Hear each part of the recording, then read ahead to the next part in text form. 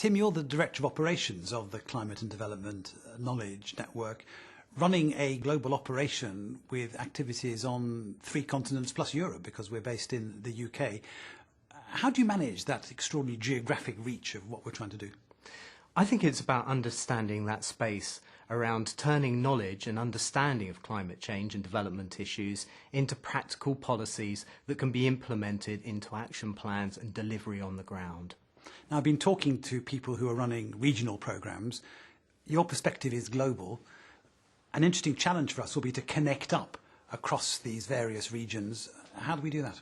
Well, I think it's both the need to connect up between the regions. It's understanding what we are doing in Africa that is relevant in another region within Asia or Latin America or the Caribbean. But it's also about understanding the differences between them, the differences between operating in sub-Saharan Africa, in southern Africa, versus operating in middle-income countries in Latin America. Different contexts, different opportunities, and we've got to understand that, but we've also got to remain coherent, and that's what we're thinking about in terms of our unifying theme, which is conversion of knowledge into policy and action. In all these different fields of operation we have, whether it's research or advisory services or knowledge management or partnership, do you see scope for people from Latin America working in Asia and vice versa?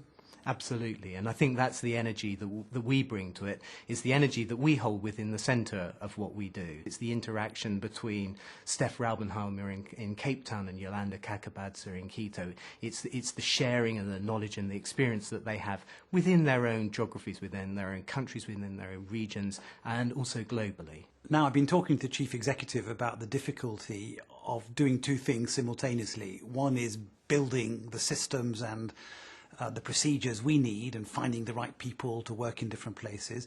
And the other is being up and running quickly and showing real results on the ground as quickly as we can. Paul has described that as being like building a car while at the same time trying to drive it around the road. You're actually at the sharp end of that. How's it been? How does it feel? What happens next? If we sit back for too long, then we fail to engage with the people who we most want to help with.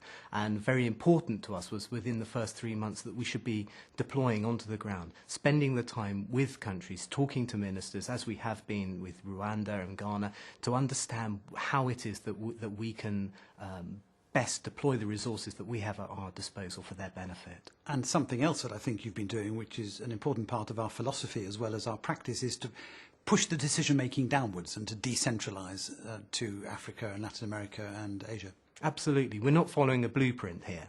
It is all about that process of exploration, the journey, and that has to be done at the country level and by the people that we have that are operating in the regions. Now let's look ahead 5 years and stand there 5 years' time, looking back at what we've managed to deliver. What are your hopes? What will constitute success from your perspective?